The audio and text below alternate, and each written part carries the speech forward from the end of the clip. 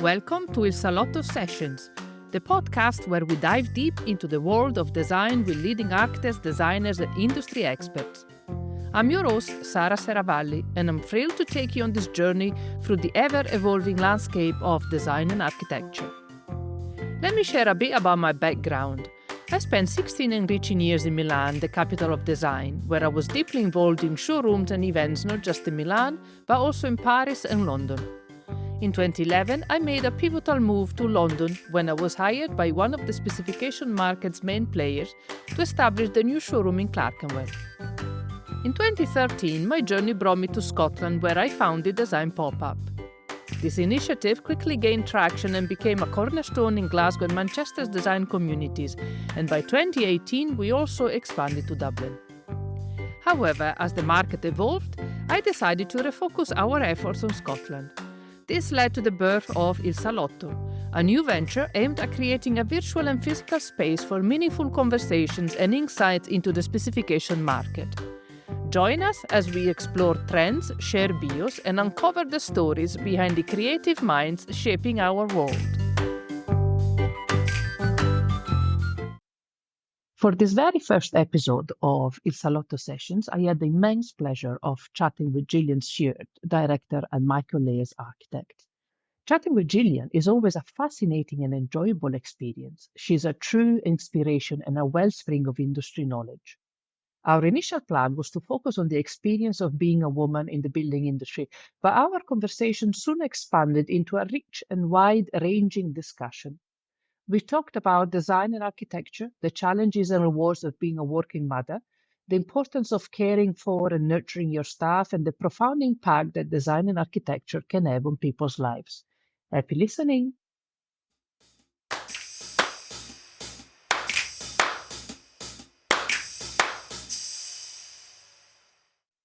Good morning. For the very first episode of Il Salotto Sessions, I'm here with my superhero, Gillian Stewart, director of Michael Laird Architects. Good morning, Gillian.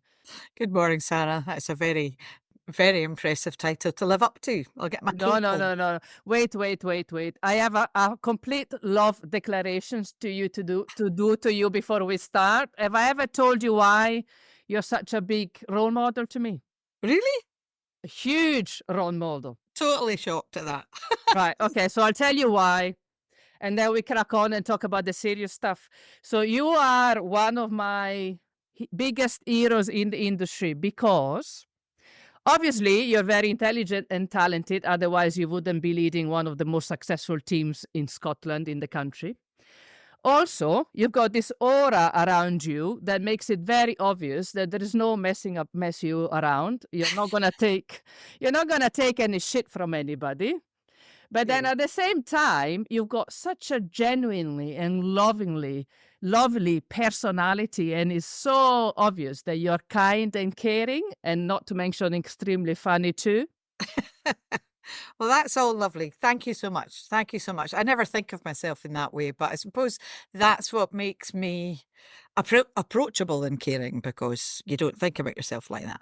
So that's really kind of you to say. Thank you. No. It's very kind of you to help me and be very kind to me. Yes. So today with Gillian, we are going to talk about the building industry and what it's like to be a female in the building industry. Obviously, you've been around a while. I have. Yeah. So you've seen changes happening. Yeah. Can you talk us through how did things change since that lovely art school graduate with a curly perm and no idea about anything whatsoever left school? Hugely, actually. And actually, just to put it in a bit of context, I have been doing a bit of teaching, and one of the things I decided to do was do a timeline of me, and I shared that with you, Sarah, a couple of days ago, and it's hilarious, actually. If you think about when I started, there was no technology. I mean, fax machines were new technology. We drew analog on drawing boards. It was incredibly male dominated. There was page 3 calendars in the drawing offices, and we just knew that you couldn't challenge it. There was no point. And it's quite a funny story around that. I might get round to one day and tell you, Sarah. But what it was slower. So when you drew my hand, you were much more considered in what you did, and you thought through what you were drawing.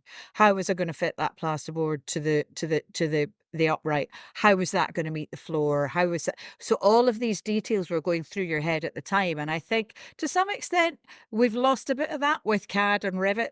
It's all so fast and it's using pre-designed modules. So often you're not actually thinking and not learning.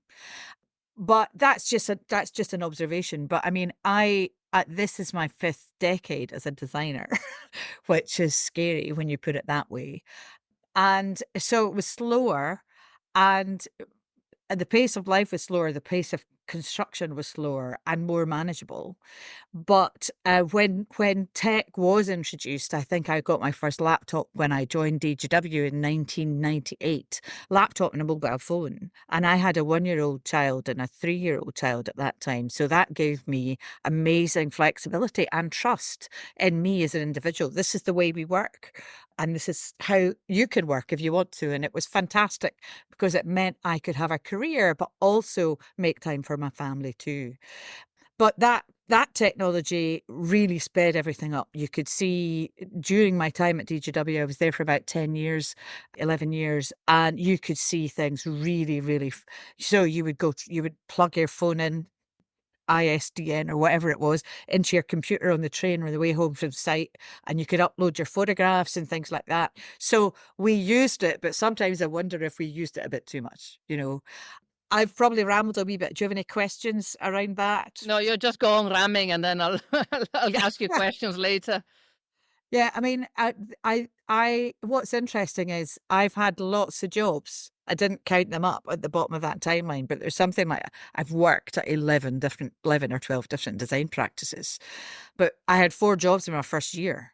I graduated in 1982 into a recession. I'd won a competition when I was at art school, and I was offered a job, a shop fitting company in Fife, and so I took that, and that was really interesting, working actually for a manufacturer. And there was stupid rules like, women can't wear trousers, which, given I was art school grad and had nothing but trousers, that was a bit of a struggle. But anyway, I was there for about 8 months, and in that, it was that particular project. What I've always found is you need to find a way to add value to the company that employs you. They had about, I don't know, half a dozen salesmen that went out and sold shop fittings to shops around Scotland, and they had no one to visualize that. And what I've always been able to do is draw by hand. So that's what I started doing in like 1982. I was their visualizer, but it was literally drawing by hand and colored pencils because there was no Photoshop or anything then. And so I got this little kind of group of sales guys that would come and say, I've got this chemist in Thurso. Here's a photograph. This is what I want it to look like. And I would draw it for them. So I was only there for about 8 months. They did redundancy process and I was got rid of at that time. And then I went to London and then I had various other jobs and ended up at the council. And that was very slow in Glasgow. But actually, I learned lots because it was a multidisciplinary organisation and it had quantity surveyors. And I didn't know what a QS was when I started there. This girl I sat next to, Jill, said, I'm going down to speak to QSs. And I'm like, that's nice. What's a QS? She said, quantity surveyor. I said, what do they do? Oh, they count bricks, she said. They quantify everything you draw. And I thought, oh, that makes sense. So always ask questions if you don't know. No question's a stupid question. And if you don't ask, you won't learn. And there was clerks of works there. So these were guys that had been time served joiners, brickies on site, and they worked for the council. And they were so knowledgeable about how buildings go together. Like, and again, no question was a stupid question. And you could always ask them and say, how does this work? Why is that like that? And they would tell you. So just always be curious. Always ask, and because you're always learning and working in it, and don't stay in the one place for your entire career, because you won't improve, you won't evolve your knowledge, your practice, the fun that you can get from being inquisitive and inquiring about why does this particular client need this. And then for me, it was in 1998, as I said, I was on mat leave and I got poached to work for DGW. and I had never heard of them. Well, I'd heard of them because they did have an office in Glasgow at that time, but I didn't really understand their practice. And they were the original inside out architects. So they were four guys. Frank Duffy, Peter Ely, John Worthington, and Luigi Giffoni. They had all met at the Architectural Association in the 70s, and they knew Foster and, Richard Rogers and all these guys. They were all about it around the same time. But the four of them realized that if you didn't understand what occupiers wanted, if you didn't understand the business of construction, what your developer needs to design to encourage someone to take the space, they made it their practice. And for me, coming from BDP, who were a great firm, but really very much architect. I was very much an interior designer rather than a consultant there. And the jump that I made from 10 years at BDP and then moving into DGW, it was a total eureka moment. It was, of course, it's about people. It's about people. It's about business. It's about what folk do, whether it's a hospital or a university or an office building or a house. You have to understand how your client is going to measure success of their projects. What do they really need? And having these conversations at that level gives you such insight into what the building has to do for them. And it's much easier to translate that into design if you've asked the questions and take them with you, bounce them out. Oh, you said this, would this work for you? That kind of thing. For me, it was just fantastic. Best place I've ever worked. Absolutely brilliant, but not good business people. And unfortunately, they had to sell out to Davis Langdon, which they did in 2008, which was tragic. But it's interesting. There's a kind of DGW alumni on LinkedIn, and there's so many people that I'm still in touch with who worked there. It was such a great place to work, and honestly, we had so many crazy jobs. I remember I had to write a brief for a marine biology unit, and it was the first time I'd ever encountered like writing a brief for a seal mortuary.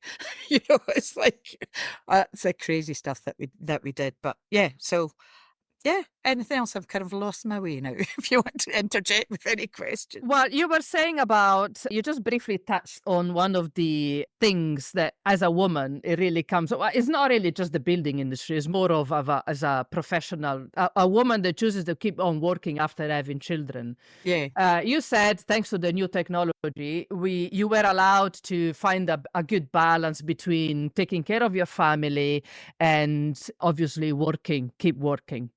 Do you think nowadays we are working in the right? I think I've been a mom for only 5 years, so I'm still finding my way around things.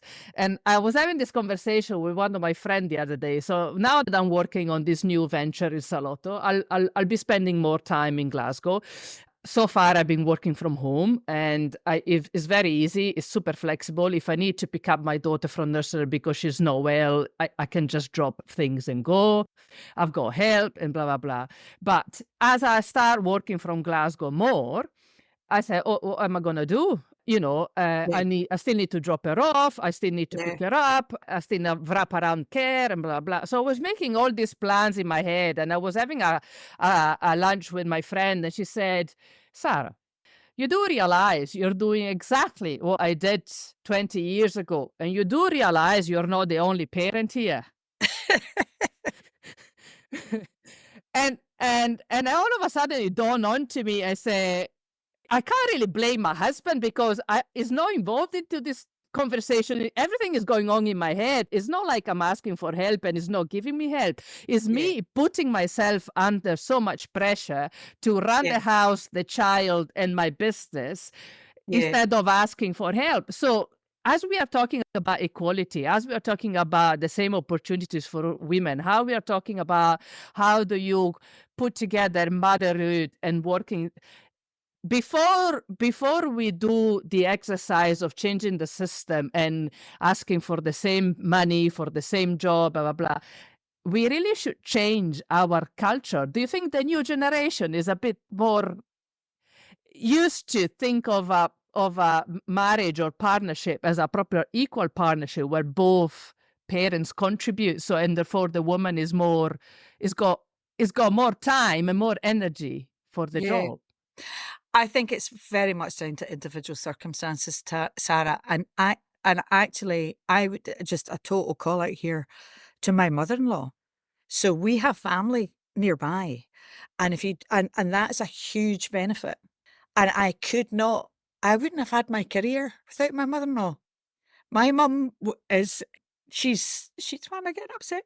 Always cry because I speak from the heart, I guess. My mum My mum was very much of, "Well, you've had your kids, so it's your role to look after them." My mum didn't work. She was lucky that she didn't work and didn't have to work, I suppose, but when I say I couldn't not work. But my mother-in-law was is fantastic, and she was great with my girls, and they've got a fantastic relationship with her still. She's 91 now. She's amazing. And, so family support is so important, and not everybody has that.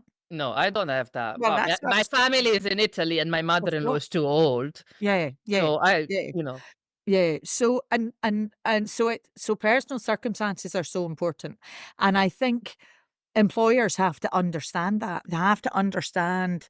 I mean, we have one of our architects, and she's from Europe. She has a young daughter, and she has a very specific working pattern around her daughter's care, and that's really important. It's really important that we can support her so that she feels supported, she feels valued, but she still has time with her daughter, and it still works.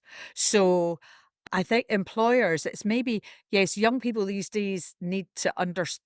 Yeah, I don't know. I don't know what goes on in their heads, to be honest. I've got two daughters, one's 30, one's 27.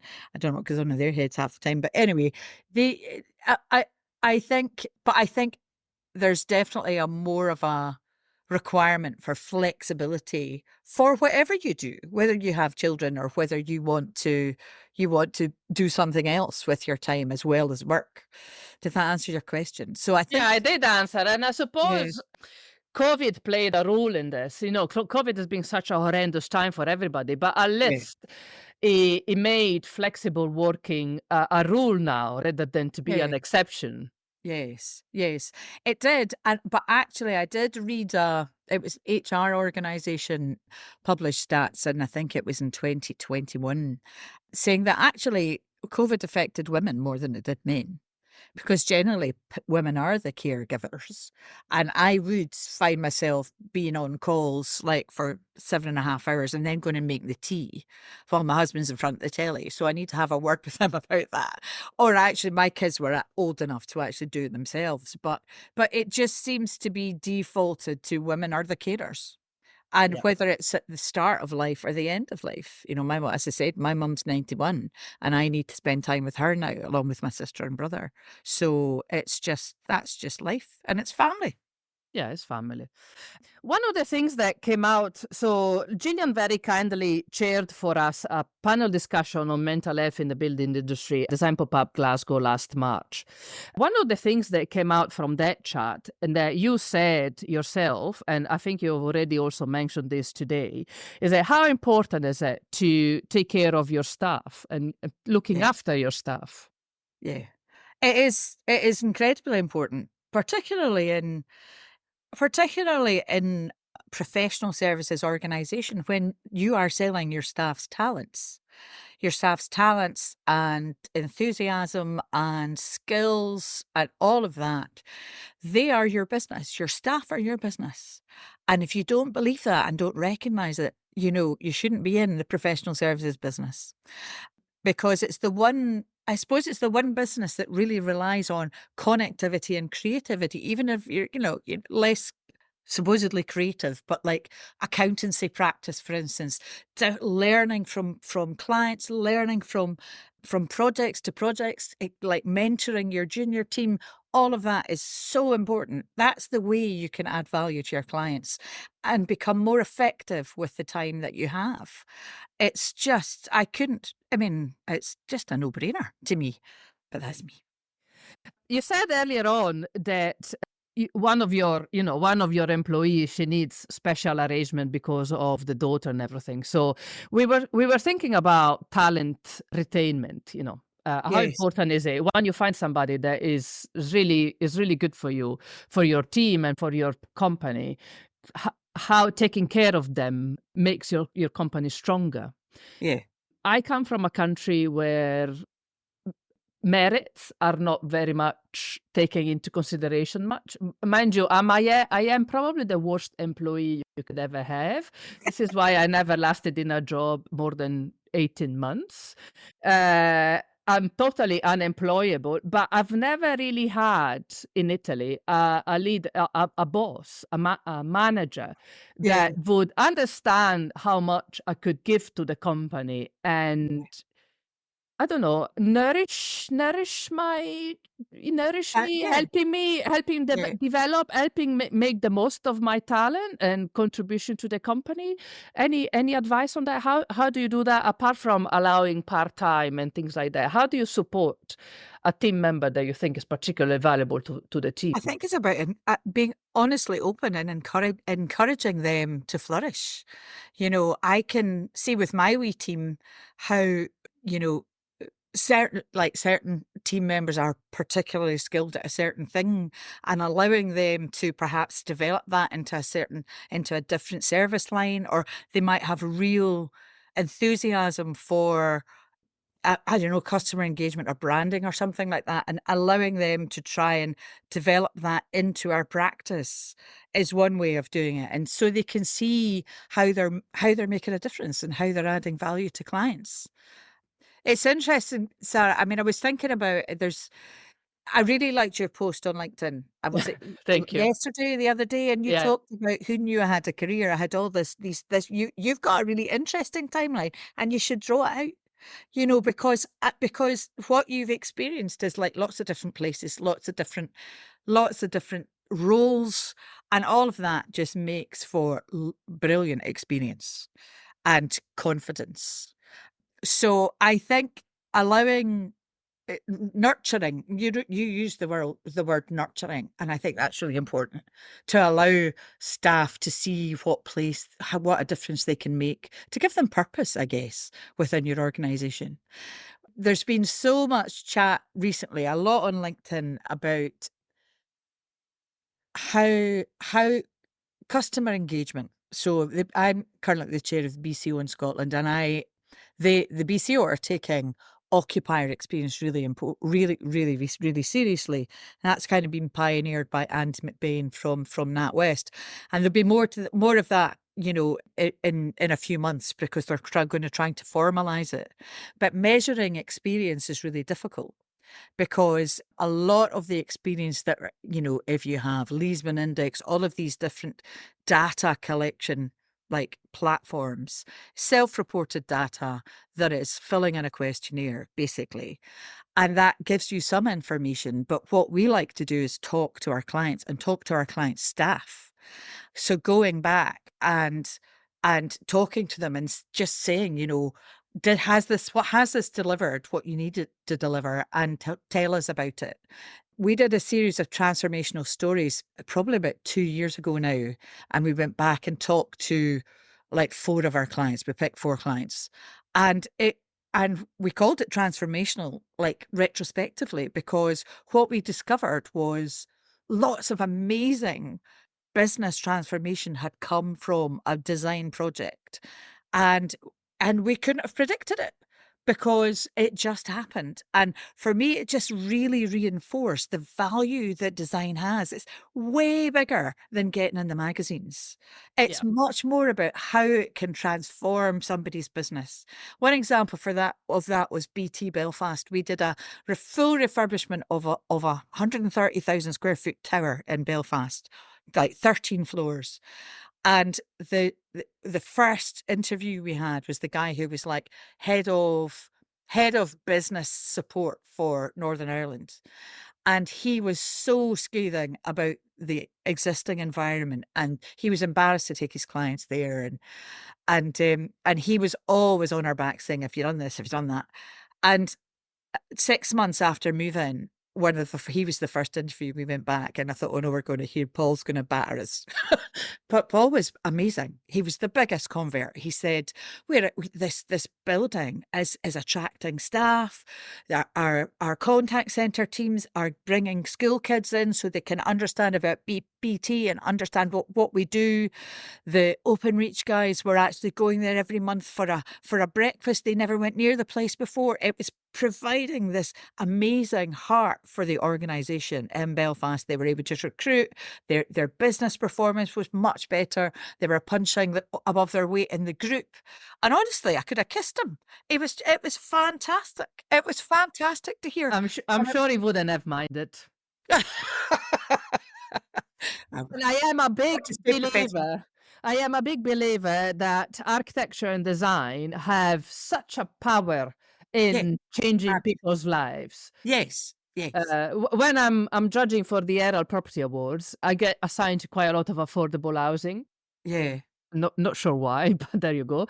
And at the beginning, I thought it was quite boring, but then I got converted very quickly because some councils are doing some incredible jobs and changing the face of neighborhoods, going from things like looks like being in Beirut or a ghetto to a beautiful place to live. And the people that work there, they just got their life changed by the architecture, by having a good house. Yeah. Similar to your client, having a good office and having a good house, it makes such a big difference. Yes, yes. And people feel valued and cared for when you've got a new house and a well-designed, insulated, great place to be, space for children, space for oldies, like just inclusive. Yeah, and I also appreciate we tend to stick in workplace. We do distillery work obviously as well, and we've done some transformational stories with one of them, and that was great as well. Anytime you go back and talk, and you might have missed something, they say, well, this didn't work too well, but actually you need to know that. Yeah. As a practitioner, you need to know that. So yeah, talk to your clients, stay in touch with your clients. The one thing MLA are really good at is retaining clients. And I think something like 80% of our clients are repeat business. So you have to looking after, it's a whole lot easier to get a new job from an existing client than it is to get a new client. Yeah. Listen, have you ever suffered of imposter syndrome? Oh, yeah, now. I mean, all the time. All the time. Yeah. I've come to realize it's a very much of a female trait, isn't it? Yeah. I'm having for the Design Pop-Up Edinburgh on the 3rd of October, where we're talking about well-being all day. One of the speakers is Linda Engles, she's a occupational psychologist at Aberdeen Uni. Mm. So I'm having in the next episode of the podcast with her and discussing what challenges we got as women in the workplace. And apparently this imposter syndrome is huge. I do have imposter syndrome all the time. But it's quite nice to know even somebody like you with everything you've achieved all your life and how you are respected by everybody in the industry. Yeah. I know it's so nice to hear, but I still don't believe it.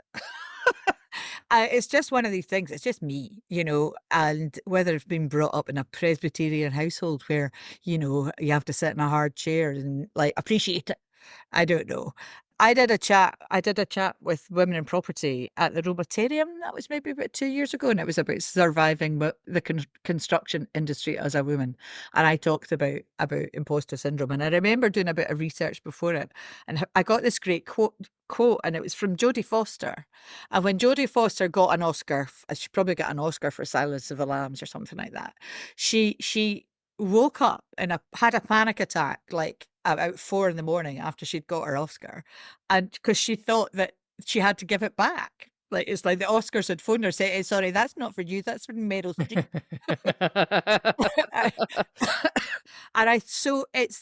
Everybody has it. Everybody. I think men probably have it as well, but they just somehow ignore it, whereas we take it. Yeah, we are a bit better at looking inside our soul. I think like emotionally intelligent. Like women are much more emotionally intelligent than men are, which is a total statement, and I'll probably get slated for that. But I can, and if you get, I'll shut up. I'm thinking about somebody I work with who's incredibly emotionally intelligent, but he's quite unusual. Mm. Another thing that came up of the panel discussion we had in Glasgow, towards the end of it, where we had some of the younger audience coming up and asking questions, and then I remember somebody standing up and saying, "It's actually not all that bad." Yeah. Because, Yeah. during the panel discussion, we discussed about the pressure of deadlines and budgets and late payments and Yeah. how Yeah. bad things Yeah. are. The bigger the project, the bigger the pressure. Yeah. It can really push you to the very limit if you're not careful at taking care of yourself or Yeah. taking care of your team. Yeah. And some of the panelists said, but luckily we can see things are changing now. Yeah. Do you think we are changing fast enough? I don't know, actually. Sorry, I can't really answer that question. I think I'm thinking back to what I said at the start. Like when I started, the whole construction industry was slower. So technology has enabled us to get faster. So uh, so you're constantly catching up. So I don't know if it's I don't know if if it's getting better. If it's and it is not that bad, I suppose, but it's really easy to get bullied into signing up to a program or agreeing to not being paid for something because it's you're working at risk. All of these things affect how you feel about yourself, how your team feels about being valued. And yeah, so I don't know. It depends where you look, what from what perspective that your position is. Because if you're just new in the industry, you're all new and it's big and it's learning and this is great and it's fast paced. And actually, I suppose it was kind of like I was when I first qualified. But as you move up in an organization and you're much more aware of the business aspects of running an architectural practice, you realize how much pressure senior people are to be strong and not be bullied and believe in yourself and don't work for nothing. Yeah. One of Which the is best very hard for some people. sorry? It's very hard for some people. It is, but if you don't value your skills enough to be paid for it, then don't do it, which is maybe easy. There's a great book that Arthur Gensler wrote, of Gensler fame, and it's called Art's Principles. And I think I found that book about 10 years ago, and I wish I'd had it 15 years before that. And it's basically a guide to running a professional services business. So it's applicable to engineers, to lawyers, to accountants or whatever. It's a tenner off Amazon. It's a little red book. It's short chapters. And it's just really sensible business advice. Down to like if you're not going to get paid for something, don't do it. That's one of his first ones. And he also says it's 5:30, go home. We're not expecting you to work long hours. Architecture, particularly when I joined, it was like a rite of passage if you did an all-nighter. Yeah. Because you bring that from uni with you. And he also says things like earn the title. So if people should earn their way into promotion rather than just because you've been sitting in a corner breathing for the last 30 years, we'll meet you a director or something like that. That maybe needs edited out that. But but I've seen it in my practice for years how there's people are promoted beyond their abilities, and that if you're a junior, very if you're a junior and you're good at what you do and you see that happening, you just think, well, what's the future for me then? Yeah. What's the future for you? Oh, I don't know. Well, I've got, not that I'm counting, but I've got something like 2.5 years before I get my state pension. So I don't know. I don't know. I stepping down from the BCO, which I've really enjoyed actually. It's been tough, but particularly through COVID. But I'm stepping down from that. So yeah, I don't know what. Still working away. Still thinking about going part time. Maybe next year, dropping a day or something. Do you think we are, as a women, we are becoming more vocal? with issues. I feel like since Davina McCall launched the whole menopause thing, all of Yeah. a sudden we are pushing our way in and say, Yeah. sorry, we want to talk about what is making our life miserable. Yeah. Yes, I think we are, and we should just keep doing it. We Yeah. should just keep doing it, really, because it is important and it affects everyone. And yeah, I think I think it was Ben Elton, who I'm not particularly fond of, but one of his, I think when he got married or something, one of his stand up shows he talked about what would men do if they had to put up with what we have to put up with. From menstruation to having a baby to going through menopause to whatever, and like raging hormones and all that sort of stuff. But yeah, the table would be very, very turned. But I think we should just make people aware. I think the whole kind of inclusivity. I know Material Stores did a session on that, and it was, I think Jean from C2 was on it, and I think all of that's really important. So whatever, not everybody's like at their A game all the time. It's impossible. So yeah, keep shouting and keep challenging and keep asking questions and keep just, I don't know, making a difference somehow or be Well, annoying. sometimes making a difference is just about listening. Listening and actioning, or even just Despina, the lady who was the global managing director of DGW, is a lady called Despina Katsakakis, and she has just stepped down as president of the BCO. And I spoke to her, because she was my old boss. I spoke to her about why she took the role on, and she said, "Well, I agreed to take the role on because she's incredibly experienced, and because I want to hold a mirror up to the organisation. And I think to a certain extent, the employees can do that if they can find a voice, or if women can find a voice, some way to actually say, this is what we're seeing. Are you happy with that?" And this is how it affects how we feel in our performance and that sort of thing. And actually, she's now the immediate past president, Despina, and she's made a huge difference to the BCO. They've changed they've got more of a research budget. They have their this occupier engagement work has come from Despina and Andy. So yes, so it's listening, but trying to make a difference by actually leaving a bit of a legacy, I guess. Mm.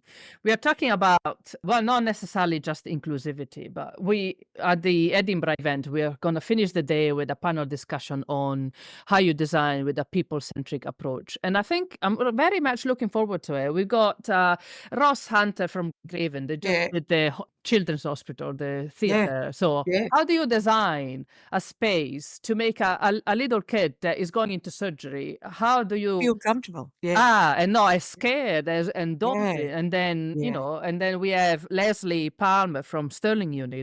She's done such an incredible research on dementia. So yeah, again, how do you design a house that can make a person affected by dementia live independently for longer in a safe yeah, environment? So yeah. I'm very much looking forward Yeah, to that sounds one. great. Yeah, Yeah, yeah, you should yeah. come. Yeah, I will. I will.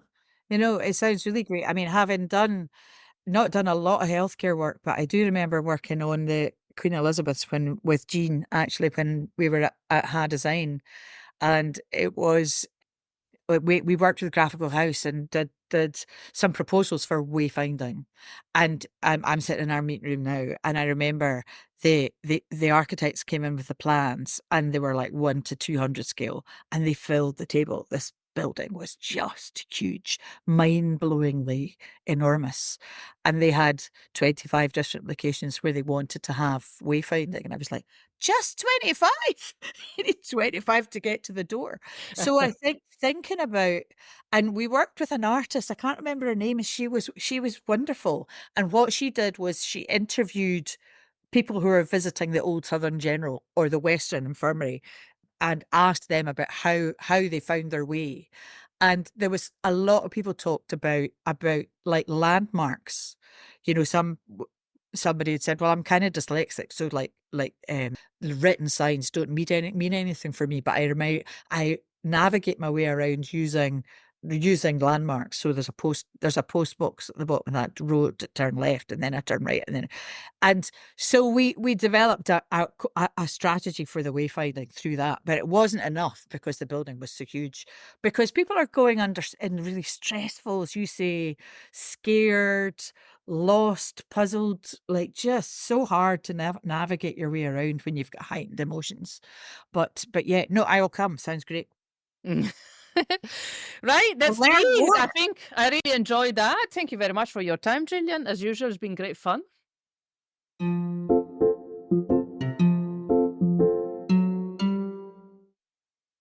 Thank you very much for listening to Il Salotto Sessions. If you enjoyed the chat, please make sure you share with your friends and follow our podcast on Spotify or Apple Podcast. For more information on our events, please visit ilsalotto.design and designpopup.com. You can also find us on Instagram _designpopup and Il Salotto Glasgow, as well as LinkedIn.